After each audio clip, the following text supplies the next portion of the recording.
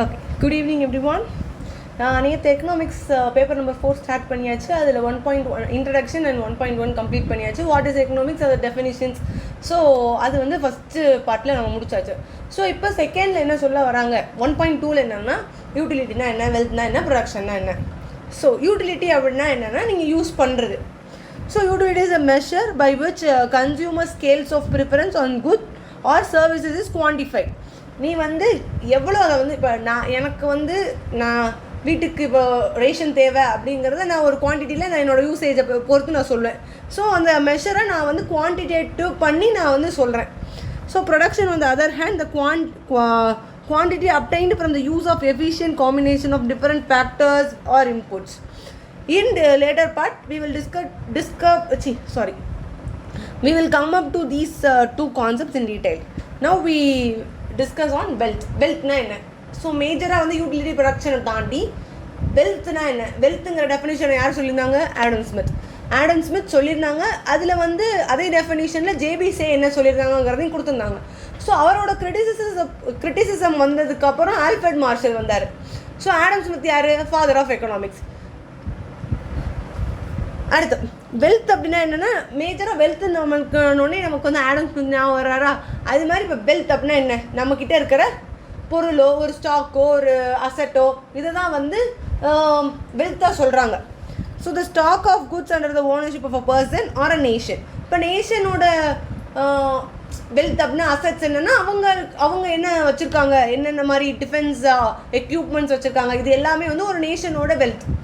இப்போ நான் என்னோடய வெல்த் அப்படின்னா என்னோடய அசட்ஸ், என்னோடய கார், என்னோடய பைக், இது எல்லாமே வந்து என்னோட wealth. So personal wealth, national wealth. Personal wealth அப்படின்னா ஒரு பர்சனாக ஒரு பர்சனல் பர்பஸில் நீ வந்து ஃபிக்ஸட் அசட்ஸ் வச்சுருக்கேன்னா அது எந்த அசட்ஸ் வச்சுருந்தாலும் ஸ்டாக்காக இருக்கலாம், அது லேண்டாக இருக்கலாம், என்ன வேணா இருக்கலாம். It's a wealth of a person. So for example house, building, furniture, land, money in cash, company shares, stocks of another commodities, etc., health, goodwill, etc. can also be considered to be the part of the individual wealth. இப்போ என்னோட health நல்லா இருந்தால் தான் நான் நல்லா இருக்க முடியும், அதுதான். But in economics only transferable goods are considered as wealth. எக்கனாமிக்ஸில் வெல்த்துங்கிறது வந்து எந்த ஒரு குட்ஸை ஒன்றால் ட்ரான்ஸ்ஃபர் பண்ண முடியுதோ, அதுக்காக ஹெல்த்தெல்லாம் வந்து ட்ரான்ஸ்ஃபர் பண்ண முடியாது. ஸோ எந்த மாதிரி குட்ஸ்லாம் வந்து உன்னால் ட்ரான்ஸ்ஃபர் பண்ண முடியுமோ அதெல்லாமே வெல்த் அப்படிங்கிறத சொல்லியிருக்காங்க. இப்போ national wealth, the stock under the ownership of a nation. Natural resources, roads, parks, museums, இது எல்லாமே வந்து national wealth. But from the government point of view it's a liability. So it should not be considered as a part of the wealth of the nation. இது என்ன சொல்லியிருக்காங்க, if a citizen of a country holds a government bond it's a personal wealth. ஆனால் government point of வியூவில் அவங்க வந்து பர்சனலுக்கு பே பண்ணோம். So it's a liability. அப்போ வந்து அதை வந்து நேஷனோட வெல்த்தாக எடுத்துக்க மாட்டோம். ஆனால் இண்டிவிஜுவல் வெல்த் அது. ஏன்னா கவர்மெண்ட் பாண்ட் நான் வச்சுருக்கேன்னா ஃப்யூச்சரில் அந்த கவர்மெண்ட் பாண்ட் அமௌண்ட் இன்க்ரீஸ் ஆச்சுன்னா, அந்த பாண்டுக்கான வேல்யூ கூடுச்சுன்னா அவங்க வந்து அந்த அமௌண்ட்டை நமக்கு பே பண்ணணும். பாண்டு வந்து எப்படின்னா பாண்டு, டிபெஞ்சர்ஸ், இது எல்லாமே வந்து they have to repays. We are the creditors for the government. கவர்மெண்ட்டுக்கு நம்ம வந்து கிரெடிட்டார். ஸோ அவங்க நமக்கு பே பண்ணுவாங்க. So wealth and welfare means wellbeing or happiness. Generally, if the level of wealth increases, welfare also increases. But it is doubtful whether the welfare increases if the nation goes on creating wealth without paying any consideration to the health and mental peace of citizen. Whether welfare increases? No. It is doubtful if the wealth is not properly distributed. இப்போ company ஷேர்ஸே நம்ம எப்படி வாங்குகிறோம், company ஷேர்ஸே எப்படி வந்து அவங்க வந்து பிரித்து கொடுக்குறாங்க, நமக்கு ப்ராஃபிட்டில் இருந்து தான் பிரித்து கொடுக்குறாங்க. ஸோ நீ ப்ரிஃபரன்ஸாக இருந்தேன்னா உனக்கு ஃபஸ்ட்டு ப்ரிஃபரன்ஸ் கிடைக்கும். ஈக்விட்டியாக இருந்தால் you are owner of the company. அப்படின்னா உனக்கு என்ன, ஓனர் ஆஃப் த கம்பெனி அப்படின்னா எல்லோரும் ஃபஸ்ட்டு வந்து டிபெஞ்சர் ஹோல்டர்ஸ்க்கு பே பண்ணும், அடுத்து ப்ரிஃபரன்ஸ் ஷேர் ஹோல்டர்ஸ் பே பண்ணும், அதுக்கப்புறம் கம்பெனிஸ்க்கான ரிசர்வ்ஸ் எல்லாத்தையும் எடுத்து வச்சுட்டு ரிமைனிங் இருக்கிறதுல தான் வந்து நமக்கு ஈக்விட்டி ஷேர் ஹோல்டர்ஸ்க்கு கொடுப்பாங்க. ஸோ இந்த டைமில் தான் கம்பெனி வந்து ஒழுங்காக டிஸ்ட்ரிபியூட் பண்ணலைன்னா நான் என்னோடய ஷேர்ஸை வந்து அந்த இதுலேருந்து எடுத்துகிட்டு நான் வேறு கம்பெனிக்கு போயிடுவேன். ஸோ அந்த டைமில் தான் என்ன சொல்கிறாங்கன்னா, அந்த டைமில் வந்து வெல்த் இன்க்ரீஸ் ஆச்சுனாலும் வெல்ஃபேர் இன்க்ரீஸ் ஆகுங்கிற கான்செப்ட் கிடையாது. எப்போ நீங்கள் ஒழுங்காக வந்திருக்கிற ப்ராஃபிட்டை டிஸ்ட்ரிபியூட் பண்ணலைன்னா, டிஸ்ட்ரிபியூட் பண்ணிங்கன்னா பிரச்சனை கிடையாது. Okay. And wealth and income. A person or a nation consumes a part of income and saves the rest. ஒரு இப்போ நான் 10,000 சேலரி, நேற்று சொன்ன மாதிரி 10,000 சேலரி வாங்குறேன் அப்படின்னா நான் வந்து 8,000 என்னோட ஃபேமிலிக்காக வச்சுட்டு 2,000 சேவிங்ஸாக வச்சுக்குவேன். These savings are accumulated in the form of wealth. Wealth is a stock owned at the point of time.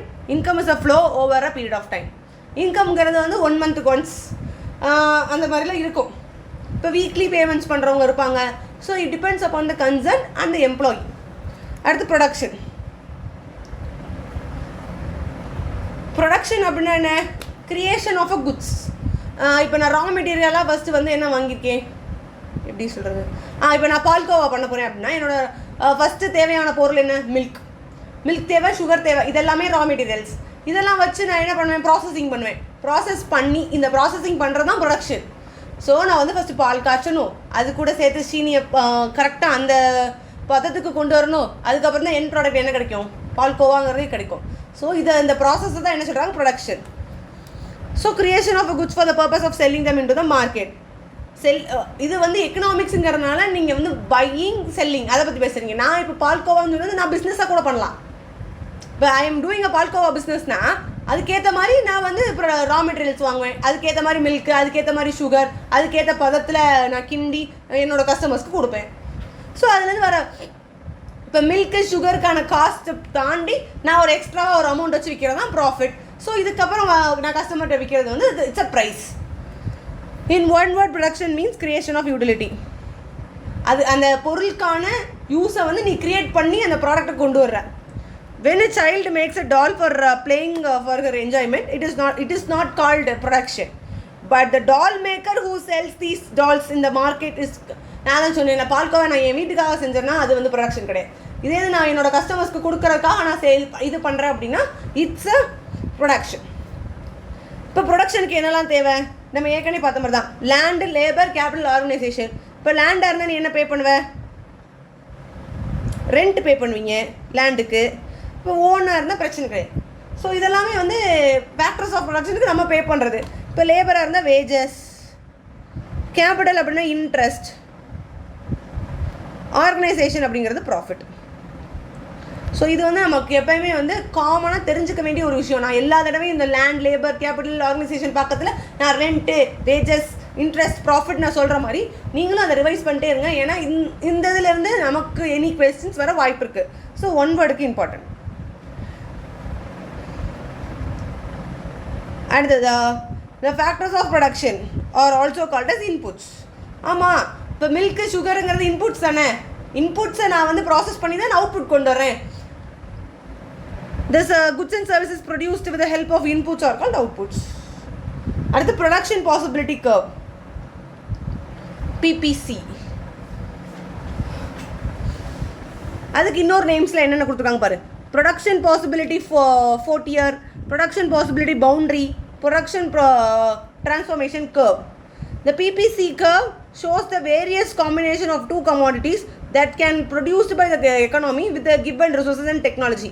இப்போ நம்ம பார்க்குறோம்ல, சென்ட்ரல் ப்ராப்ளம்னு பார்த்தப்ப what to produce, how to produce, for whom to produce. First what to ப்ரொடியூஸில் அவங்க வந்து இப்போ நான் capital goods produce பண்ணுறேன்னு ஒருத்தவங்க சொல்கிறாங்க. இன்னொருத்தவங்க இல்லை நமக்கு வந்து நெசசரியான ஃபுட்டே இல்லை, ஸோ ஃபுட் ப்ரொடியூஸ் பண்ணுறேன். இந்த ரெண்டையுமே வந்து எது வந்து ப்ராப்பர், இப்போ என்ன சிச்சுவேஷனில் எது தேவைங்கிறது வந்து இந்த ப்ரொடக்ஷன் பாசிபிலிட்டிக்காக சொல்லும். ஸோ கேபிட்டல் குட்ஸ் ப்ரொடியூஸ் பண்ணுமா, இல்லை நார்மல் இன்புட்ஸ் ப்ரொடியூஸ் பண்ணுமா? இப்போ பாரு, the quality of guns produced, quality of butter produce. அதே மாதிரி இப்போ இங்கே quality of butter produced, opportunity cost. எதை நான் ஒன்று இழந்தால் எனக்கு அதிகமான காஸ்ட் வரும். ஆப்பர்ச்சுனிட்டி காஸ்ட்னா அதானே பார்த்தோம், பெஸ்ட் ஆல்டர்னேட்டிவ் காஸ்ட். ஸோ நான் இப்போ வீட் ப்ரொடியூஸ் பண்ணுறக்கே ரைஸ் ப்ரொடியூஸ் பண்ணிகிட்ருக்கேன். வீட்டை நான் கேன்சல் பண்ணி ரைஸை ப்ரொடியூஸ் பண்ணுறேன். அப்படின்னா அந்த வீட்டை நான் கேன்சல் பண்ணதுக்கான 4,000 rupees அதை தான் வந்து ஆப்பர்ச்சுனிட்டி காஸ்ட். ஸோ இது என்ன காமிக்குது? இந்த PPC curve always slopes down from left to right. So இது ரொம்ப முக்கியம்.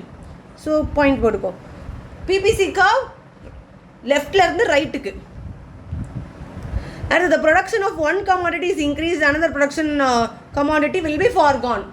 நான் ஏற்கனவே சொன்ன மாதிரி தான். இப்போ கேபிட்டல் குட்ஸ், இப்போ கன்ஸ் வேணா கன்ஸு, பட்டர் இப்போ வந்து நம்ம சாப்பிட்றதுக்கான ஐட்டம் தேவைன்னா அதுக்கான இது. So this is due to resources constraint of the economy. ஆமாம், ஸ்கேர்ஸ் ரிசோர்ஸஸ், அன்லிமிட்டட் வான்ஸ், இது எல்லாமே நம்ம வந்து ஃபஸ்ட் 1.1லே பார்த்தாச்சு. The slope of PPC at the given time is called marginal rate of transformation. So இந்த ஸ்லோப்பை தான் வந்து இது என்ன சொல்கிறாங்க, marginal rate of transformation. So இதுவுமே ரொம்ப இம்பார்ட்டன்ட். ஸ்லோப்பை வந்து என்ன நேமில் சொல்கிறாங்க, ஸோ அதை தான் வந்து என்னதுன்னு சொல்கிறாங்க, ஆப்பர்ச்சுனிட்டி காஸ்ட்டாக சொல்கிறாங்க. It is a concave to the nature called because transformation rate goes on increasing. So இதை பற்றி இப்போ வந்து மேலே இருக்க டயக்ராமை எக்ஸ்பிளைன் பண்ணியிருக்காங்க. In fact throwing away guns and taking butter instead. இப்போ நம்ம என்ன பண்ண போகிறோம், கன்ஸை த்ரோ பண்ணிட்டு பட்டரை தான் எடுக்க போகிறோம். So there are specialised inputs which are meant for butter gun factory will be useless in the butter factory. Correct தானே? கன் மேனுஃபேக்சர் பண்ணுற இடத்துல இருக்கிற ரிசோர்ஸஸ்ஸு பட்டர் மேக் பண்ணுற இடத்துல தேவை கிடையாது. So gradually more and more inputs will be unemployed. ஆமாம், இப்போ நான் கன்ஸ் ப்ரொடியூஸ் பண்ணுறதுக்கான இது வந்து எனக்கு தேவை இல்லைன்னா அது வந்து அன்எம்ப்ளாய்டாகவே போயிடும். Hence the sacrifice of same number of guns will yield less and less amount of butter as we move to the right, and this will result in a concave curve. The concave curve-க்கான explanation என்னங்கிறத உனக்கு இங்கே கொடுத்துருக்காங்க. So அடுத்து marginal rate of transformation will be falling. Okay. If PPC curve is straight line, the opportunity cost is constant. இப்போ இந்த PPC line வந்து எப்படி கர்வாக இருக்கா, கர்வாக இருக்கனால அதில் ஆப்பர்ச்சுனிட்டி காஸ்ட் டிஃபர் ஆகுதுன்னு அர்த்தம். இதே இது வந்து ஸ்ட்ரைட் லைனில் இருந்துச்சுன்னா இட்ஸ் கான்ஸ்டன்ட் ஆப்பர்ச்சுனிட்டி காஸ்ட். நீ வந்து உனக்கு இந்த ப்ரொடக்ஷன்லேருந்து வர காஸ்ட்டும் நீ ஏற்கனவே இழந்த காஸ்ட்டும் சேமாக இருந்துச்சுன்னா ஸ்ட்ரைட் லைனில் வந்துடும். All the combination which lie on the PPC curve are possible combination. இப்போ பட்டர் கன்ஸ் அந்த மாதிரி ஒரு பாசிபிள் காம்பினேஷனில் தான் இது இருக்கும். The points beyond the PPC curve are impossible combination. இந்த பாயிண்ட்ஸுக்கு பின்னாடி வர இதெல்லாம் வந்து நமக்கு தேவை கிடையாது, அதுதான் அவங்க சொல்லியிருக்காங்க. Shift of PPC curve is nothing but economic growth. Any point which lies below the PPC curve is possible combination, but the economy is working below the PPC curve, that indicates the unused resources are unemployed. PPC curveல வந்து இல்லாத கீழே இருக்கிறதெல்லாம் வந்து நான் தான் சொல்கிறேன் இல்லை, guns produce பண்ணுற ரிசோர்ஸஸ் பட்டருக்கு நமக்கு தேவை கிடையாது. அப்போனா பட்டருக்கு நம்ம இப்போ சூஸ் பண்ணி போகிறோன்னா கன் ப்ரொடியூஸ் பண்ணுற இண்டஸ்ட்ரி என்ன ஆயிரும், அன்எம்ப்ளாய்டு ஆயிரும். ஸோ அதை வந்து இந்த PPC curve வந்து நமக்கு இண்டிகேட் பண்ணி கொடுக்குது. அடுத்து PPC curve solves the economic problem. If we can choose the point on the PPC curve, then we will able to solve the first economic problem, what to produce. நான் சொன்னேன்னா what to produce-க்கான first solution PPC curve தான். Since the chosen point is on PPC curve, we are utilizing all the resources fully and effectively. Now the question is how to land up on the point on the PPC curve. PPC curve-ல நீ எங்கே point வைக்கணுங்கிறது எப்படி முடிவுக்கு வருவ? Adam Smith indicated invisible hand which can guide the economy to reach that convicted point. The invisible hand is nothing but price system. So இது வந்து labour. இப்போ அடுத்து வந்து நெக்ஸ்ட் கொஸ்டின் ஹவு டு ப்ரொடியூஸ்னு வரத்தில் வந்து அதில் என்ன தேவை, லேபரை வச்சு நம்ம வந்து மேஜராக லேபர் வச்சு ப்ரொடியூஸ் பண்ண போகிறோமா இல்லை மிஷினரிஸ் வச்சு ப்ரொடியூஸ் பண்ண போகிறோமா அப்படிங்கிறதான் வந்து how to produce, labour intensive technique or capital intensive technique. So எந்த இதை யூஸ் பண்ணி அந்த ப்ரைஸுக்கானதை வந்து நம்ம PPC curve-ல சூஸ் பண்ணுவோம். புரிஞ்சிருச்சா? அடுத்து for whom to produce. Commodities consumed only by the people who have the purchasing power. ஆமாம், யார்கிட்ட அந்த இதுக்கு பர்ச்சேஸ் பண்ணுறதுக்கான அமௌண்ட் இருக்கோ, பர்ச்சேசிங் பவர் இருக்கோ, அவங்க தான் வந்து வாங்க முடியும். When the price system decides the price of labor, that is wage rate, and the amount of labor to be employed, it is also determines the income of the workers, that is their purchasing power. So PPC curve என்ன முடிவு பண்ணுதோ அதை வச்சு நீ what to produce, how to produce, for whom to produce, இது எல்லாத்துக்கான பதிலையும் நீ கொண்டு வர முடியுதுங்கிறத சொல்லியிருக்காங்க. அடுத்து மணி. இப்போ மணி அப்படின்னா என்னென்ன, common terms used in economics. Money அப்படின்னா என்ன, இட் இஸ் அன் எக்ஸ்சேஞ்ச். இப்போ பேட்டரில் வந்து என்ன இருந்துச்சு, குட்ஸுக்கும் எக்ஸ்சேஞ்ச் பண்ணிக்கிட்டாங்க. இப்போ goods are exchange for money. So it's called price. It's a exchanging mode. anything which is widely accepted in exchange of goods or in settling debts is regarded as money. Barter system existed before the introduction of money. Under barter system, goods are exchanged for goods. For example, 1 kg is exchanged for 2 kgs of wheat. அதனால நமக்கு என்ன ஆச்சுன்னா அந்த குட்ஸ்க்கான value என்னன்னு கரெக்டாக சொல்லவே முடியல. உனக்கு இது தேவைப்படுதா, நான் இதை கொடுத்துட்றேன், எனக்கு இது தேவைப்படுது, நீ கொடுத்துரு. ஸோ தேர் இஸ் அன் வான்ஸ், அதனால அதை வந்து இது பண்ணிக்கிட்டாங்க. அதுக்கான வேல்யூ, எக்ஸாக்ட் வேல்யூ அதானா அப்படிங்கிறது தெரில. ஸோ இந்த மணிங்கிற கான்செப்ட் வந்ததுக்கப்புறம் ஒவ்வொரு ப்ராடக்டோட வேல்யூ என்ன, அதுக்கான ப்ரைஸ் என்ன அப்படிங்கிறத நம்மளால் டிட்டர்மைன் பண்ண முடிஞ்சது. When some commodities are used as a medium of exchange by customs, it is called customary money. For example, the use of cow trees in ancient India as a medium of exchange. இதெல்லாம் வந்து கஸ்டம்ஸ்க்கு வந்து எந்த இது வந்து uses of மணிக்கு பதிலாக வேறு என்ன இது இருக்கோ அதுதான் வந்து அவங்க வந்து கஸ்டமேட்ரி மணி அப்படின்னு சொல்கிறாங்க. இப்போ கான்ஸ்டிடியூட்ஸ் ஆஃப் மணி சப்ளை, ஒன்று வந்து rupee coins and rupee notes and coins, இன்னொன்று கிரெடிட் கார்ட்ஸ், ட்ராவலர்ஸ் செக்.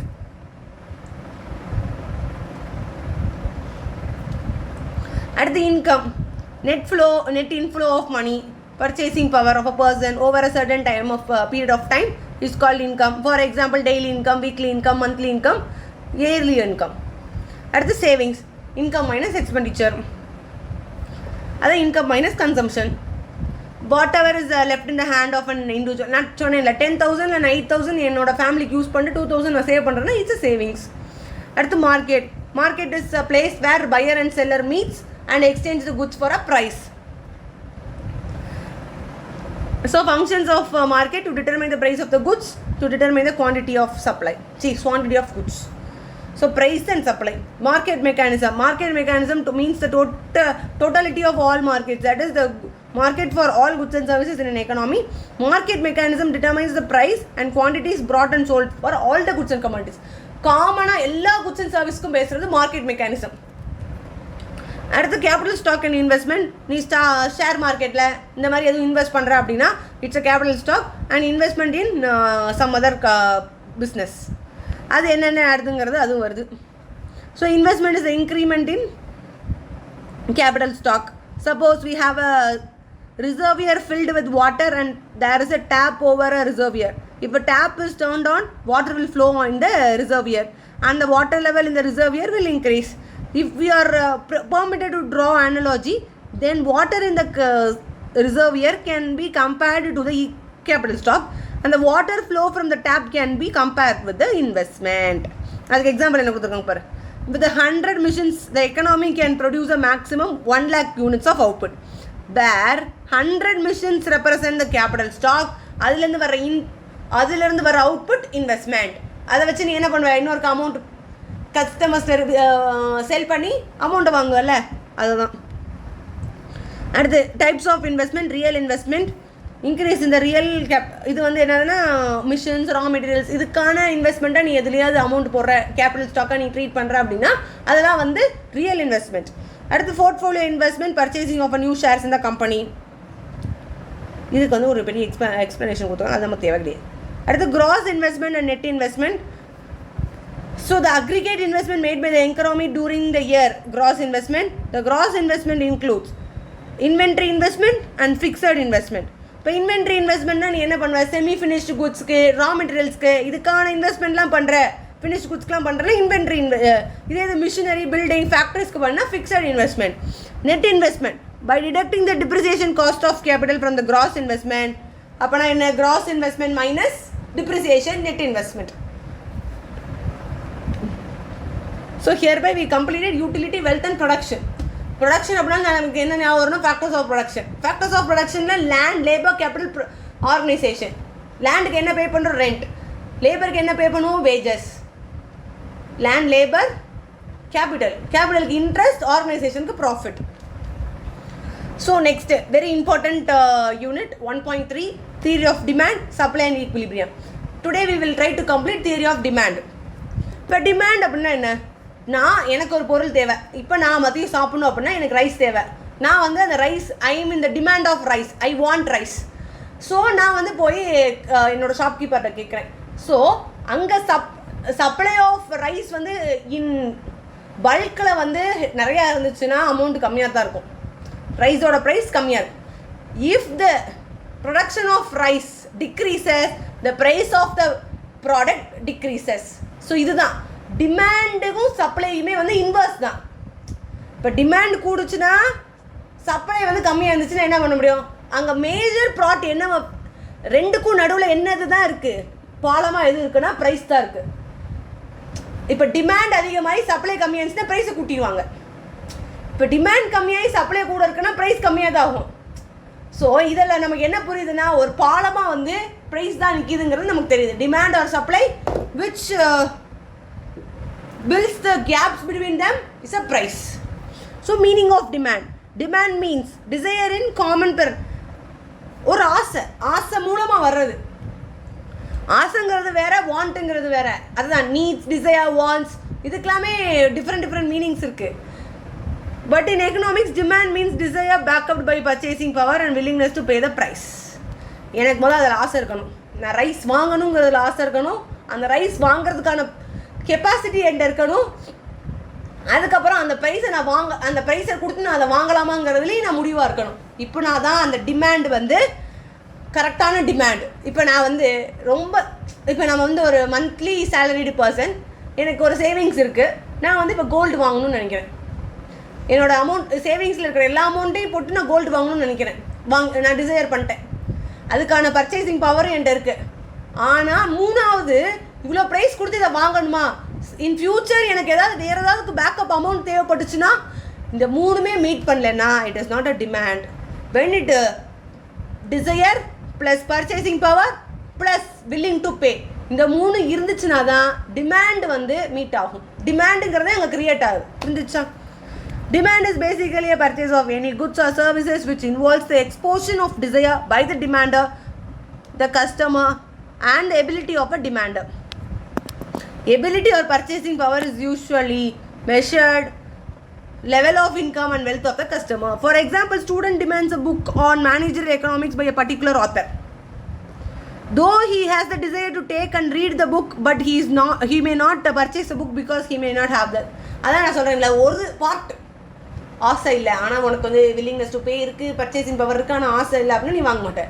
அங்கே ஒரு டிமாண்டே க்ரியேட் ஆகலாம். அதுதான் அவங்க சொல்லியிருக்காங்க. ஸோ டிட்டர்மினன்ஸ் ஆஃப் டிமாண்ட்லேயே ஃபஸ்ட்டு பாயிண்ட் என்ன தான் கொடுத்துருக்காங்க? Price of a goods. So demand for any product, any commodity depends upon its own price. நம்ம இப்போ ஆஃபர் அப்படின்னா இன்னும் எக்ஸ்ட்ராவாக நமக்கு தேவையில்லாத ப்ராடக்டை கூட வாங்கி வைப்போம். அதுதான் ஒரு டிமாண்ட் எப்போ க்ரியேட் பண்ணுதுன்னா, ஒரு ப்ரைஸை மேஜராக ஒரு பார்ட்டை வச்சு தான் நம்ம டிசைட் பண்ணுது. So when the price rises, demand rises. Sorry, demand decreases. When the price falls, demand increases. அப்பனா இங்க பிரைஸுக்கும் டிமாண்டுக்கும் இன்வர்ஸ் ரிலேஷன்.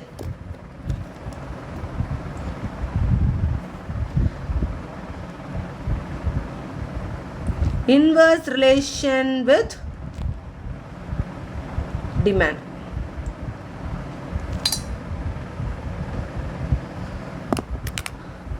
இப்போ ப்ரைஸ் இன்க்ரீசஸ், டிமாண்ட் டிக்ரீசஸ். அது மாதிரி price falls, demand increases. Price of the substituted goods. இப்போ substituted goods அப்படின்னா இதுக்கு பதிலாக இது டீ இல்லைன்னா காஃபி. இப்போ டீயோட ருபீஸ் வந்து ஒரு டீயோட காஸ்ட் 5 rupees, ஒரு காஃபியோட காஸ்ட் 10 rupees. நீங்கள் எங்கே போவீங்க? டீக்கு தான் போவோம், ஏன்னா அங்கே காஸ்ட் கம்மியாக இருக்குது. ஸோ இப்போ டீயோட காஸ்ட் ஒரு 15 rupees ஆச்சுன்னா every one goes to the பக்கத்து காஃபி ஷாப். ஸோ காஃபி ஷாப்பில் இருக்கிற சேல்ஸ் வந்து இன்க்ரீஸ் ஆகிரும். ஸோ இங்கே வந்து என்ன ஆகுதுன்னா, சப்ஸ்டியூட்டட் குட்ஸ்னால என்ன ஆகுதுன்னா ப்ரைஸ் டிஃப்ரெண்ட் ஆக கஸ்டமர்ஸ் அதுக்கேற்ற மாதிரி மாறிக்கிறாங்க. ஸோ இதுதான் லா ஆஃப் டிமாண்ட் அப்படிங்கிறத சொல்லியிருக்காங்க. The price of the coffee falls, the demand for the coffee will rise following the law of demand. Correct தானே? காஃபியோட ப்ரைஸ் கம்மியாச்சுன்னா demand of the coffee will increase. டீயோட ரேட் கூடிச்சுன்னா டிமாண்ட் வில் டிக்ரீஸ். அதுதான் அவங்க சொல்லியிருக்காங்க. Since the coffee is a substituted for tea, people will decrease the consumption of tea and increase the consumption of coffee. அதுதான் நான் சொன்னேன்னா. அப்போனா இதில் என்ன சொல்லுது? Demand and price of it substitutes PS are directly or positively related. Price of the commodity is direct positively related அப்படிங்கிறத சொல்லியிருக்காங்க. அடுத்து காம்ப்ளிமெண்ட்ரி குட்ஸ். இப்போ நான் கார்னு ஒன்று வச்சுருக்கேன்னா அதுக்கு டீசல்னு ஒன்று போடணும், பென்னுன்னு அது வச்சுருக்கேன்னா அதில் இங்க்குன்னு ஒன்று இருக்கணும். ஸோ இதில் என்னென்னா இப்போ அதுக்காக கார் நான் வாங்கிட்டேன், டீசல் விலை கூட இருக்குது அப்படிங்கிறதுக்காக நான் காரே ஓட்டாமல் அப்படி கிடையாது. இந்த ப்ராடக்ட் வாங்கினா இந்த ப்ராடக்ட் கண்டிப்பாக வாங்கி ஆகணும். இப்போ கேட்ரேஜ் பென் வாங்குகிறோம் அப்படின்னா பெண்ணு மட்டும் வாங்கினா போதுமா, உள்ளே இருக்கிற கேட்ரேஜும் வாங்கணும்ல. இது எல்லாமே வந்து complementary goods. Whether the price is increasing, the complementary goods will be in the same demand. புரியுதா? இப்போ டீசலோட விலை கூடிடுச்சுங்கிறக்காக நான் காரை வந்து என்ன பண்ண முடியும், சும்மா போட்டு வைக்க முடியுமா? நோ. ஸோ காம்ப்ளிமெண்ட்ரி குட்ஸை பொறுத்தவரை ப்ரைஸ்னால டிமாண்ட் வந்து இதாகாது. ஸோ அதை தான் இங்கே கொடுத்துருப்பாங்க. டிமாண்ட் இந்த price of the commodity is inversely related. என்ன ப்ரைஸாக இருந்தாலும் உனக்கு இப்போ அது தேவைன்னா தேவை தான். கேட்ரேஜ்லேயுமே கேட்ரேஜ் பெண்ணில் கேட்ரேஜ் போட்டால் தான் எழுத முடியும். இப்போ கேட்ரேஜ் காலியாக போயிடுச்சு, புது கேட்ரேஜ் வாங்கணும். ஆனால் கேட்ரேஜோட விலை அதிகமாக இருக்குங்கிறக்காக இப்போ என்ன தூக்கி போட்டுருவீங்களா? நோ. அதுதான் இந்த காம்ப்ளிமெண்ட்ரி குட்ஸ்க்கான டிமாண்ட் அண்ட் ப்ரைஸ். ஸோ அடுத்து இன்கம் ஆஃப் அ கன்சியூமர். இப்போ நான் 10,000 வாங்கிட்டு இருக்கிறதுல ஒரு ப்ராடக்ட்டை நான் வந்து அதிகமாக வாங்கியிருப்பேன். இதே என்னோட கம்பெனியில் ஏதோ இஷ்யூனால நான் 8,000 தான் வாங்குறேன்னா என்னோட இன்கம் டிக்ரீஸ் ஆனால் நான் அந்த ப்ரைஸை நான் யோசிக்க தான் செய்வேன். ஸோ ஒரு டிமாண்ட் வந்து இன்னும் எதை வச்சு இன்ஃப்ளூயன்ஸ் பண்ணுதுன்னா ஒரு இன்கம் ஆஃப் த கன்சியூமர் வச்சு கூட இது பண்ணுது. எது பண்ணுது? டிசைட் பண்ணுது டிமாண்ட் இருக்கா இல்லையான்னு. அடுத்து taste and preference of the consumer. The taste and preference of the consumer can determine the demand for a commodity. இப்போ எனக்கு டீ டீனா எனக்கு ரொம்ப பிடிக்கும், இல்லை எனக்கு ஜூஸ்னால் ரொம்ப பிடிக்கும். அந்த ஜூஸோட காஸ்ட் என்னவா இருந்தாலும் என்னோட டேஸ்ட்டுக்கு ஏற்ற மாதிரி நான் ஜூஸ் தான் கன்சியூம் பண்ணுவேன். அதுக்கு ஆப்போசிட்டில் இருக்க சப்ஸ்டியூட்டட் குட்ஸோ இல்லையோ நான் அதெல்லாம் கவலைப்பட மாட்டேன். எனக்கு அது எவ்வளோ ப்ரைஸாக இருந்தாலும் அது எனக்கு வேணும். Because the taste attracts me. So ஒரு இப்போ ட்ரெஸ்லேயுமே வந்து சாரீஸ் இருக்குது, சல்வார்ஸ் இருக்குது, நிறையா இருக்குது. எனக்கு வந்து மாடர்ன் ட்ரெஸ் தான் பிடிச்சிருக்குன்னா, இந்த சென்ஸ் லெகின் டாப்ஸ் தான் பிடிச்சிருக்குன்னா நான் அந்த டாப்ஸ் எவ்வளோ காஸ்ட்லியாக இருந்தாலும் அந்த டாப்ஸ் தான் போயிருப்பேன். Because my taste and preferences matters in the demand. அடுத்து பாப்புலேஷன் இன்க்ரீஸ் ஆகுதுன்னா demand of the goods also increases. Population கம்மியாகுதுன்னா demand also decreases. Climatic conditions. இப்போ மழை பெய்யுது இன்னைக்கு, அதுக்கேற்ற ப்ரொடக்ஷன் தான் இருக்கும். இப்போ வந்து டொமேட்டோலாம் இருக்குது, இப்போ மழை பெஞ்சிச்சு, டொமேட்டோலாம் ஒரு மாதிரி அழுகிடுச்சு அப்படின்னா அந்த டொமேட்டோட ப்ரைஸ் என்னவாக இருக்கும்? கூட இருக்கும். டிமாண்ட் வந்து எப்படி இருக்கும்? கான்ஸ்டன்ட். அதெல்லாம் வந்து நெசசரி குட்ஸு. இதெல்லாம் வந்து லா ஆஃப் டிமாண்ட்குள்ளே வராது. நான் சொல்கிற இந்த டொமேட்டோ நெசசரி குட்ஸ்லாம் வந்து இந்த price increases demand also increases அந்த மாதிரிலாம் கிடையாது. அதான் கிளைமேட்டிக்கில் வந்து அம்பர்லாவை பற்றி பேசியிருக்காங்க, ஐஸ்கிரீம் பற்றி பேசலாம். இப்போ சம்மர்னால் ஐஸ்கிரீம் நிறையா சாப்பிடுவாங்க, வின்டரில் ரெய்னி சீசன்லாம் ஐஸ்கிரீம் கம்மியாக சாப்பிடுவாங்க. ஸோ ஒரு வெதர் கிளைமேட் கூட ஒரு டிமாண்டை சேஞ்ச் பண்ணலாம் அப்படிங்கிற மாதிரி சொல்லியிருக்காங்க. ஸோ இப்போ லா ஆஃப் டிமாண்ட் பொறுத்தவரை நம்ம பார்த்தாச்சு ப்ரைஸும் டிமாண்டும் inverse relationship. So it is are inversely related. Demand function explains the functional relationship between the price and the quantity demanded. According to the price of demand, law of demand, when all other things remains constant. அப்போனா இப்போ இந்த income நிறைய இப்போ factors மேலே பார்த்தோம்ல, 7 இதில் ப்ரைஸை மட்டும் வச்சு தான் நம்ம லா ஆஃப் டிமாண்ட் பற்றி பேசியிருக்காங்க. லா ஆஃப் டிமாண்டில் எது மட்டும்தான்? Demand, price. வேறு எல்லா ஃபேக்டர்ஸுமே ரிமைன்ஸ் கான்ஸ்டன்ட். ஸோ மேஜராக நம்ம என்ன தான் எடுத்திருக்கோம்? ப்ரைஸ் மட்டும்தான் நம்மளோட இதிலே எடுத்திருக்கோம். அதுதான் உனக்கு என்ன எக்ஸ்பிளைன் பண்ணியிருக்காங்க? Demand is equal to function of price. It means there is a inverse relationship between price and change in demand or change in price is negative in sign. So இது important. அடுத்து demand schedule. இப்போ இண்டிவிஜுவலாக என்னோட local மார்க்கெட்டில் ஒரு demand இருக்கும், இந்த local மார்க்கெட்டுக்கும் கொஞ்சம் ஒரு டிஸ்டன்ஸில் இருக்கிற மார்க்கெட்டுக்கும் வேறு ஒரு டிஃப்ரென்ஸ் இருக்கும். ஸோ மார்க்கெட் ஏ, மார்க்கெட் பி, மார்க்கெட் சின்னு வச்சு ஷெட்யூல் பண்ணேன்னா it's a market demand schedule. இப்போ இண்டிவிஜுவலாக இந்த இடத்துல மட்டும்தான் அப்படின்னு நான் பேசுகிறேன்னா இட்ஸ் இண்டிவிஜுவல் டிமாண்ட் ஷெட்யூல். இப்போ இப்போ ப்ரைஸ் 5 இருக்கிறதுல டிமாண்ட் எவ்வளோவா தான் இருக்கும்? 10 தான் இருக்கும். 4 இருக்கிறதுல 20 மாறுது, 3 இருக்கிறதுல 30 மாறுது. So price decreases, demand increases. புரியுதா? ப்ரைஸ் 1 இருக்கிறதுல டிமாண்டை பாரு 50. So price decreases, demand increases. புரிஞ்சுச்சா?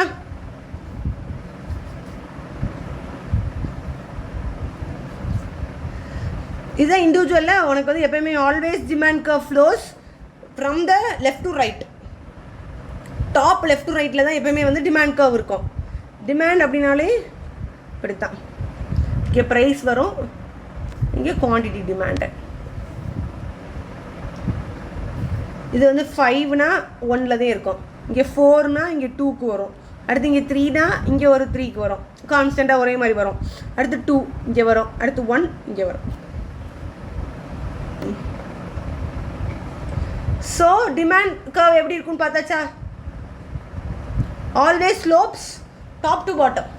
ஸோ லெஃப்ட்லேருந்து ரைட் வரைக்கும் டாப் டு பாட்டமில் இதாகும். அடுத்து ஏபிசி மார்க்கெட் வச்சு கொடுத்துருக்காங்க பாரு. Demand A, demand B, demand C. இப்போ ப்ராடக்ட் ஏ வந்து 10 rupeesல இருக்குது. அப்போ 100, 150, 50 இருக்குது. ஸோ டிமாண்டை வந்து எப்படி பார்க்குறாங்கன்னு பாரு. ஆட் பண்ணி 3ஐயும் கம்பைல் பண்ணி மொத்தமாக பார்க்குறாங்க. ஸோ கம்பைலேஷனில் கடைசியில் எப்படி தான் இருக்குது? டிமாண்டு தான் வந்து ப்ரைஸ் டிக்ரீசஸ் ஆக ஆக ப்ரைஸ் டிமாண்ட் வந்து இன்க்ரீஸ் ஆகிட்டே போகுது. சரி, causes of falling nature of demand curve. எதனால் இப்படி ஒரு கர்வ் வருது அப்படிங்கிறதுக்கு உனக்கு எக்ஸ்ப்ளனேஷன் கொடுத்துருக்காங்க. அதுக்கு தான் வந்து சில law of diminishing marginal utility. இதுக்கு main example apple. Law of diminishing marginal utility அப்படின்னா ஆப்பிள் எக்ஸாம்பிள். ஏன் அப்படின்னா நீ வந்து உனக்கு வந்து மார்க்கெட் போகிற 5 ஆப்பிள்ஸ் வாங்கிட்டு வர. 5 ஆப்பிள்ஸ் வாங்கிட்டு வந்து ஃபஸ்ட் ஆப்பிள் சாப்பிட்றதுல உனக்கு மோர் சாட்டிஸ்ஃபேக்ஷன் கிடைக்கும். ரெண்டாவதுக்கு கொஞ்சம் லெஸ் ஆகும். அடுத்து தேர்டுக்கு ஓகே நம்ம சாப்பிட்லாம்.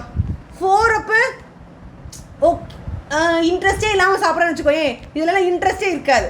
ஸோ ஒரு பொருளை நீ வந்து தொடர்ந்து கன்சியூம் பண்ணிகிட்டே இருக்கிறதுல என்ன ஆகுது அப்படின்னா உன்னோட usage and interest of the product gets decreases. அதுதான் லா ஆஃப் மார்ஜினல் யூட்டிலிட்டியிலே சொல்லியிருப்பாங்க. Very simple. என்னென்னா நீ ஒரே ப்ராடக்டை இப்போ நீ ஸ்வீட்லாம் சாப்பிட்றேன்னா உனக்கு அதே மாதிரிலாம் இருக்காது. ஒவ்வொரு ஸ்வீட் சாப்பிட்றதுலையும் இப்போ உனக்கு ஒரு பொருள் வந்து நம்ம ரேராக தான் சாப்பிட்றோம். அதை நீ கண்டினியூஸாக ஒரு 7 8 உனக்கு சாப்பிட சொல்கிறாங்க. அப்போனா இருக்கிறதுல வந்து ஓகே நம்ம சாப்பிட்லாம், இன்ட்ரெஸ்ட் இருக்கும். அடுத்ததில் அந்த இன்ட்ரெஸ்ட் கொஞ்சம் கம்மியாகும். ஸோ இதை தான் வந்து law of marginal utility Alfred Marshall சொல்லியிருக்காரு. First reason. அடுத்து சப்ஸ்டியூஷன் எஃபெக்ட். சப்ஸ்டியூஷன் எஃபெக்டில் என்ன? டீனா டீ ப்ரைஸ் கம்மியாச்சுன்னா டீக்கு போவாங்க, காஃபியோட ப்ரைஸ் கம்மியாச்சுன்னா காஃபிக்கு போவாங்க. அதனாலேயும் உனக்கு வந்து டிமாண்ட் கர்வில் ஃபாலிங் கர்வ். அதனால டிமாண்டில் லா ஆஃப் டிமாண்டில் உனக்கு வருது. அடுத்து income effect. Income increases, demand increases. அதனாலேயும் உனக்கு வந்து என்ன ஆகுது? Real income of the consumer also decides the demand. அடுத்து new buyers.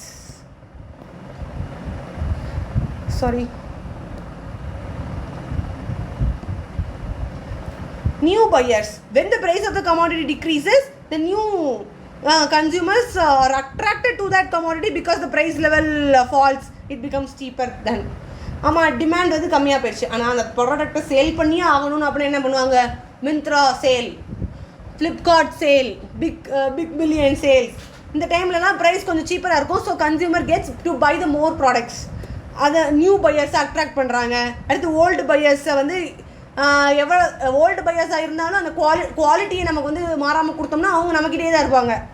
So when the price of anything decreases, the old buyers purchase more product than the before. So the demand will increase. That's why demand curve falls, slope downward from left to right. இந்த மாதிரி fall ஆகுது. So exemptions to law of demand. இந்த law of demandக்குள்ளே இப்போ நான் சொல்கிறேன்ல, price increases, demand decreases, demand increases, price decreases. இந்த கான்செப்ட்குள்ளே வராத சில விஷயங்கள் என்ன அப்படின்னு பார்த்தோம்னா, ஃபஸ்ட்டு கிஃபன் பேரடாக்ஸ். இதுதான் வந்து நெசசரி குட்ஸ். இப்போ நீ வந்து ரைஸாக இருக்கட்டும், என்னவா இருந்தாலும் ப்ரைஸ் கூட வந்தாலும் நீ வாங்கி சாப்பிட்டு தான் ஆகணும், வாழ்ந்து தான் ஆகணும். ஸோ அந்த மாதிரி ப்ராடக்ட்ஸில் வந்து லா ஆஃப் டிமாண்ட் வந்து உள்ளே வராது. So it's an exemption to law of demand. First Giffen products, Giffen paradox. இதுதான் இங்கே வந்து லா ஆஃப் டிமாண்ட் சப்ளை மாதிரி நேராக போகுது பாரு. ஏன்னா இது வந்து ப்ரைஸ் என்னவாக இருந்தாலும் வாங்க தான் போகிறாங்க, குவான்டிட்டி அதே குவான்டிட்டி தான் வாங்க போகிறாங்க. இப்போ இதெல்லாம் வந்து நெசசரி குட்ஸ்க்கான இது. அடுத்து speculation. Sometimes the price of the commodity might be increasing, it may expected to increase further. The stock market, the customer will buy more commodity at the higher price and then they did at the lower price. இது வந்து அதுதான் ஷேர்ஸ்னு சொல்லலாம். ஷேர்ஸில் வந்து amount கம்மியாக இருக்கிறத நிறைய இது வாங்கிடுவாங்க. அப்புறம் வந்து நிறையா ப்ரைஸ் இருக்கிறத விற்றுருவாங்க. ஸோ அதர் டைமில் லா ஆஃப் டிமாண்ட் வந்து நமக்கு வந்து அதில் வந்து இது வராது. ஸோ அடுத்து conspicuous certain goods, expensive car, luxuries items. So இதில் என்ன சொல்கிறாங்க, நீ அந்த ப்ராடக்ட் ஹையர் ப்ரைஸாக இருந்தாலும் வாங்க தான் போகிற, லெஸர் ப்ரைஸாக இருந்தால் வாங்க மாட்டேன். Lesser price. நம்ம வந்து ப்ரெஸ்டீஜ் இந்த நம்ம நெய்பர்ஸ் பார்ப்பாங்க, இப்படிலாம் சொல்லி நிறைய பேர் வாங்குறாங்கல்ல, இது எல்லாமே வந்து கான்ஸ்பீஷியஸ். இதெல்லாம் லா ஆஃப் டிமாண்ட்குள்ளேயே வராது. அடுத்து ஷேர்ஸ் ஆர் ஸ்பெகுலேட்டிவ் மார்க்கெட், அதுக்கும் ஒரு பாயிண்ட் தனியாக கொடுத்துருக்காங்க. அடுத்து bandwagon effect, where the consumer demand for இது வந்து டேஸ்ட் அண்ட் ப்ரிஃபரன்ஸ். என்ன ப்ரைஸ் போனாலும் பரவாயில்ல, எனக்கு அந்த இப்போ நான் சொல்கிறேன் ஜூஸ், எனக்கு வந்து இந்த ப்ராடக்ட் வேணும், இந்த ப்ராடக்ட் எவ்வளோ ப்ரைஸாக இருந்தாலும் எனக்கு வேணும், ஐ வாண்ட் தட் ப்ராடக்ட் அப்படின்னு சொல்கிறது வந்து இந்த bandwagon effect. If playing golf is fashionable among corporate executives, then the price of golf accessories rises. The businessman may increase the demand for such goods to project his position in the society. நான் வந்து ஜூஸுன்னு என்னோட எக்ஸாம்பிளில் எனக்கு என் பாணியில் நான் சொல்கிறேன். அது வந்து சொசைட்டிக்கு ஏற்ற மாதிரி அவங்க ஒரு எக்ஸாம்பிள் அந்த ஒரு கேம் பற்றி பேசியிருக்காங்க. அடுத்து பேபிலியன் எஃபெக்ட். இந்த பேபிலியன் எஃபெக்ட் எப்படின்னா மவுத் மார்க்கெட்டிங். இந்த ப்ராடக்ட் நல்லா இருக்குது அப்படின்னு ஒருத்தவங்க சொல்கிறாங்க அப்படின்னா சரி நானும் வாங்கி பார்க்குறேன், அதுதான் பேபிலியன் effect. The consumer develop a false idea than that higher priced goods that will have a better quality instead of lower priced goods. இந்த மாதிரிலாம் நிறைய பேர் பிலீவ் பண்ணுறாங்க. என்னென்னு குட்ஸோட ப்ரைஸ் அதிகமாக இருந்தால் அதுக்கு குவாலிட்டி அதிகமாக இருக்கும் அப்படி. ஸோ அதெல்லாமே வந்து பேபிலியன் எஃபெக்ட். ஸோ இது எந்த ஆறுமே வந்து லா ஆஃப் டிமாண்ட்குள்ளே வராது. லா ஆஃப் டிமாண்ட் என்ன, price increases demand decreases, price decreases demand increases. இந்த கான்செப்ட்குள்ளே வராத ஒரு 6 விஷயந்தான் Giffen paradox, speculation, conspicuous, shares or speculative market, bandwagon effect, Veblen effect. அடுத்து டைப்ஸ் ஆஃப் டிமாண்ட். இப்போ டிமாண்டையும் ப்ரைஸையும் மட்டும் பேசுகிறாங்கன்னா it's a price demand. All other factors are constant. Price and demand மட்டும் பற்றி பேசுகிறாங்கன்னா ப்ரைஸ் டிமாண்ட். இன்கம் டிமாண்ட் அப்படின்னா இன்கம் அண்ட் டிமாண்ட் மட்டும் பற்றி பேசுகிறது, assuming that all other factors are remaining constant. Cross demand அப்படின்னா ரெண்டையும் சேர்த்து. ப்ரைஸ்னால் நம்ம பார்க்குறது தான் relation between the price of the commodity and demand of that commodity. Inverse relationship between price and demand. So the price demand curve flows downwards from left to right. So important. Okay. அடுத்து இன்கம்ல வந்து எது என்னது, income of the consumer and demand of the goods. இதை மட்டும் வச்சு பேசுறது, இதை மட்டும் மேஜராக எடுத்து பண்ணாங்கன்னா பாரு, demand is equal to function of ஒய்ங்கிறது income. So the income demand curve is of 2 types.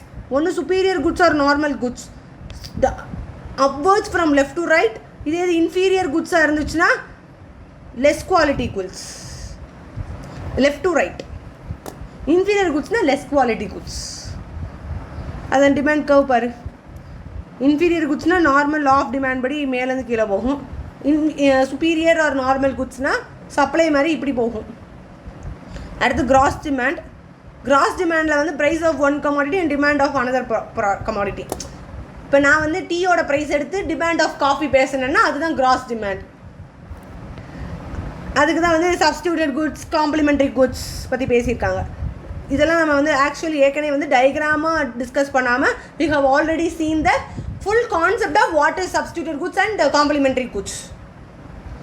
அடுத்து change in demand and change in quantity demanded. Extension and contraction of demand. When all other things remains constant, the change of the price leads to the change in demand. எப்போ எல்லாமே கான்ஸ்டண்ட்டாக இருக்குது, price and demand மட்டும் பற்றி பேசுகிறாங்க அப்படின்னா அந்த டைமில் என்னது, ஒரே நிமிஷம்,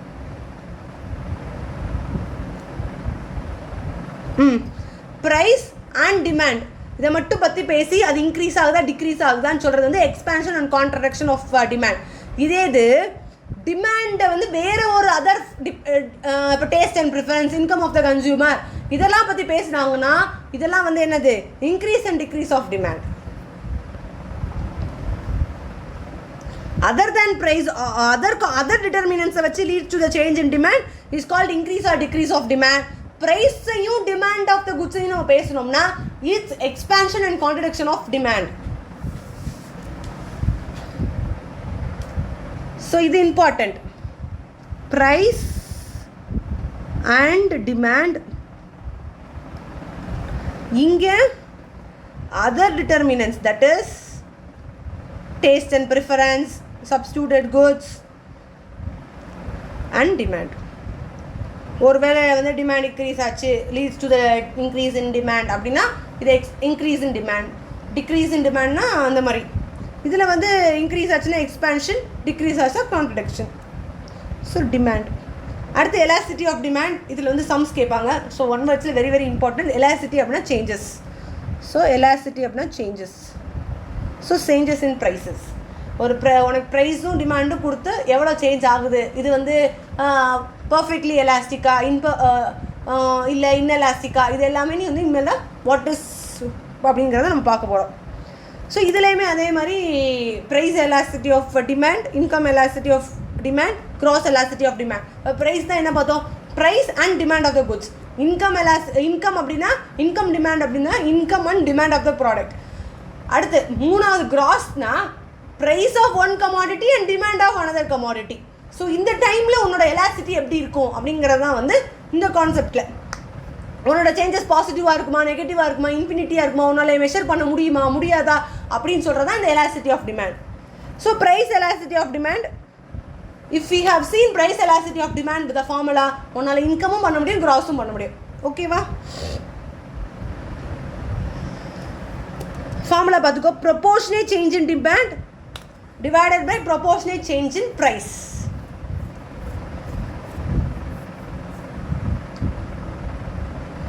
Proportionate change in demand divided by proportionate change in price.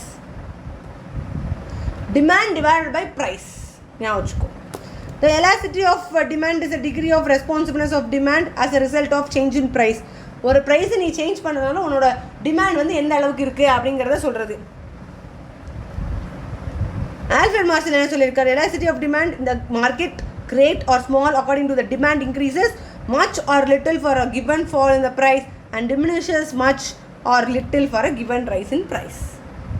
Demand வந்து ஸ்மாலாக இன்க்ரீஸ் ஆகுதா, கிரேட்டாக இன்க்ரீஸ் ஆகுதா, எதை வச்சு? சின்னதாக நீ வந்து ப்ரைஸை வந்து இன்க்ரீஸ் பண்ணியோ ஃபால் பண்ணியோ நீ எப்போ பார்க்குறியோ அதை வச்சு. அதுதான் வந்து இந்த எலாசிட்டி ஆஃப் டிமாண்ட் அப்படிங்கிறது ரெண்டு பேராக சொல்லியிருக்காங்க. ஒன்று மார்ஷல் சொல்லியிருக்காரு, இன்னொன்று மிஸ்ஸஸ் ஜான் ராபின்சன் சொல்லியிருக்காங்க. அடுத்து value of price elasticity of demand. இப்போ பர்ஃபெக்ட்லி எலாஸ்டிக் டிமாண்ட் அப்படின்னா உன்னோட எலாசிட்டி வந்து infinity is equal to infinity. உன்னால் மெஷர் பண்ண முடியாது. இதெல்லாம் வந்து இந்த நெசசரி குட்ஸ்க்கு வர்றது. எக்ஸாம்பிள் என்னது, நெசசரி குட்ஸ். ப்ரைஸ் வந்து okay, price remaining constant, demand changes. இது நெசசரி குட்ஸ் கிடையாது. நெசசரி குட்ஸில் வந்து டிமாண்ட் வந்து கான்ஸ்டண்ட்டாக இருக்கும், ப்ரைஸ் இன்க்ரீஸாக டிக்ரீஸ் ஆகும். அது வந்து அதுக்கு வந்து வரும். சாரி, இதில் வந்து நெசசரி குட்ஸ் கிடையாது. ப்ரைஸ் வந்து எப்போ கான்ஸ்டண்ட்டாக இருக்கோ அப்போ டிமாண்ட் சேஞ்ச் ஆகுதுன்னா இட்ஸ் பர்ஃபெக்ட்லி எலாஸ்டிக் டிமாண்ட். இப்போ ப்ரைஸ் வந்து ஒரே மாதிரி தான் நிற்குது, டிமாண்டை தான் மாறிக்கிட்டே இருக்கு. அடுத்து perfectly inelastic demand, that is elastic equal to 0. இப்போ என்ன ஆகுதுன்னா உனக்கு ப்ரைஸ் சேஞ்ச் ஆகுது, ஆனால் டிமாண்டில் எந்த ஒரு சேஞ்சுமே இல்லை. இந்த goods hold salt, life saving drug, இது எல்லாமே வந்து எலாஸ்டிசிட்டி இஸ் ஈக்குவல் டு 0. நீ பார்த்தோன்னே சொல்லிடலாம். ஏன்னா ப்ரைஸ் என்ன தான் இன்க்ரீஸ் ஆனாலும் டிமாண்ட் ஃபார் த ப்ராடக்ட், இப்போ நீ பட்டர் ஜாம் சாப்பிட்ணுன்னு பட்டர் ஜாமுக்கான டிமாண்ட் வந்து அதே தான் இருக்கும், ப்ரைஸ் தான் மாறிட்டே இருக்கும். அடுத்து relatively elastic demand greater than 1 அப்படின்னா லக்ஸூரியஸ் குட்ஸ்க்கு. அடுத்து இங்கே பாரு, relatively inelastic demand necessary goods that is less than 1. எவ்வளோ வந்து சேஞ்சஸ் இன் டிமாண்ட் இருக்கோ அதை விட உன்னோட ப்ரைஸ் வந்து லெஸ்ஸாக தான் சேஞ்ச் ஆகிருக்கும். It means more change in price leads to less change in demand. So அதனால எலாஸ்டிட்டி எப்படி தான் இருக்கும், லெஸ் தேன் 1 இருக்குது. இப்போ யூனிட்டரி எலாஸ்டிக் டிமாண்ட் அப்படின்னா இஸ் எலாஸ்டிட்டி. இப்போ நீ வந்து எவ்வளோ தான் டிமாண்டை சேஞ்ச் ஆகுதோ அதே அளவு தான் ப்ரைஸும் சேஞ்ச் ஆகிருக்கும். ஸோ இஸ் ஈக்குவல் டு ரெண்டுமே ஈக்குவலாக இருக்குன்னா it's elasticity is equal to 1. இதெல்லாம் வந்து generally comfort goods having unitary elastic demand slopes downward from leftward but it is a rectangular hyperbola. எது வந்து ரெக்டாங்குலர் ஹைப்பர்போலான்னு கேட்டாங்கன்னா it's a unitary elastic demand. அடுத்து இன்கம் எலாஸ்டிக் டிமாண்டுக்கும் அதே தான் கொடுத்துருக்காங்க. Perfectly elastic, perfectly inelastic, relatively elastic, relatively inelastic, unitary. இப்போ வந்து பர்ஃபெக்ட்லி எலாஸ்டிக் அப்படின்னா என்ன? there is no change in price but ஆனால் demand changes அப்படின்னா it's an elastic income. Sorry, இப்போ நான் வந்து டிமாண்டை பற்றி பேசிகிட்டு இருக்கோமா? ஸோ இங்கே பார்த்துருவோம். இங்கே ப்ரைஸ் ரிமைனிங் கான்ஸ்டன்ட், டிமாண்ட் வந்து சேஞ்சஸ். அப்போனா பர்ஃபெக்ட்லி எலாஸ்டிக். இன்எலாஸ்டிக் அப்படின்னா டிமாண்ட் வந்து டிமாண்டில் சேஞ்சஸ் இருக்காது, ப்ரைஸில் ஏதாவது இன்க்ரீஸ் ஆச்சுன்னா.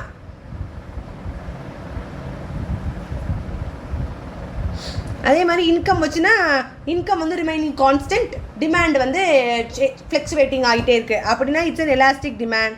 இன்எலாஸ்டிக் அப்படின்னா இப்போ டிமாண்டில் வந்து எந்த சேஞ்சஸுமே கிடையாது, இன்கமில் சேஞ்சஸ் இருக்குது அப்படின்னா இன்எலாஸ்டிக். எலாஸ்டிக் ரிலேட்டிவ்லி எலாஸ்டிக் அப்படின்னா என்னென்னா டிமாண்டை விட இன்கம் சேஞ்சஸில் அதிகமாக இருக்குது அப்படின்னா இட்ஸ் அன் எலாஸ்டிக்.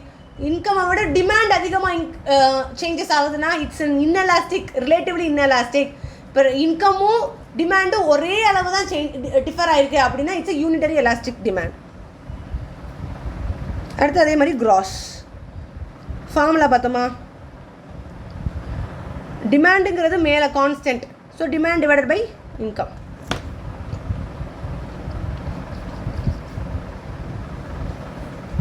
அடுத்து methods of measurement of elasticity of demand. இப்போ டிமாண்டுங்கிற கான்செப்டை நீ நல்லா தெளிவாக பார்த்துட்டீங்கன்னா சப்ளைங்கிறது ஈஸி, ஈக்குலிபிரியம்ங்கிறது easy. Equilibrium is a point where demand is equal to supply.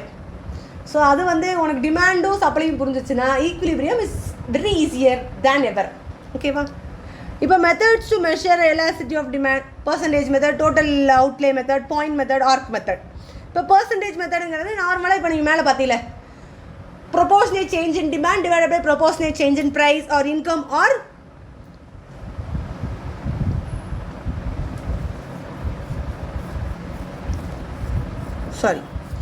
proportionate change in demand divided by proportionate change in price or income. இதுதான் வந்து percentage method. இதே வந்து total outlay method என்ன சொல்லியிருக்காங்க? Total expenditure increases with the falling price, decreases with the rise in price. It is relatively elastic, less than 1. Total expenditure remaining constant, the increase or decrease in price, it is a unitary elastic. இதெல்லாமே வந்து காமனாக நீ வந்து தெரிஞ்சுக்க வேண்டிய விஷயம். So just read it. Point மெத்தடில் upper segment divided by lower segment. Upper செக்மெண்ட்னா இது lower segment.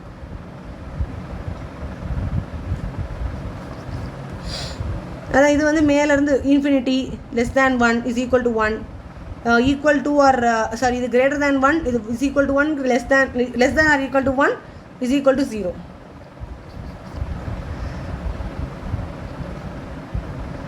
Arc method: if there is a big changes in the demand and price, it is not possible to measure the elasticity of demand by point method. So arc method introduce எதனால பண்ணிருக்காங்க? நிறைய changes இருந்துச்சுன்னா so change in demand divided by first demand plus second demand, that is divided by changes in price divided by first price plus second price. So நிறைய changes ஆகிட்டே இருந்துச்சுன்னா அப்போ arc method use பண்ணுறோம். பாரு உனக்கு example கொடுத்துருக்காங்க. Price 2 ஆர்க்கத்தில் quantity demanded 1000, 1 ஆர்க்கத்தில் 2000. ஸோ சேஞ்ச் இன் டிமாண்ட் முதல் எவ்வளோ சேஞ்ச் ஆகிருக்கு? 1000.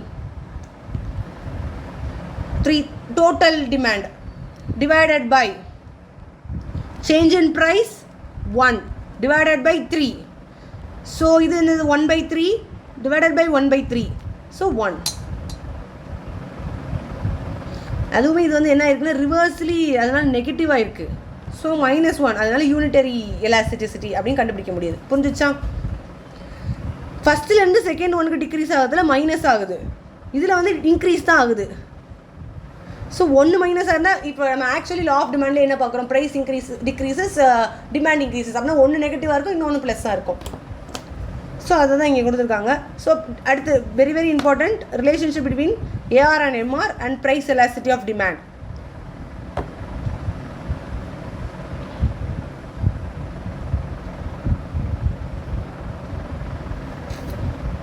Okay. Next class we can see the continuing of unit number 1.3. So that's it for the class. Thank you.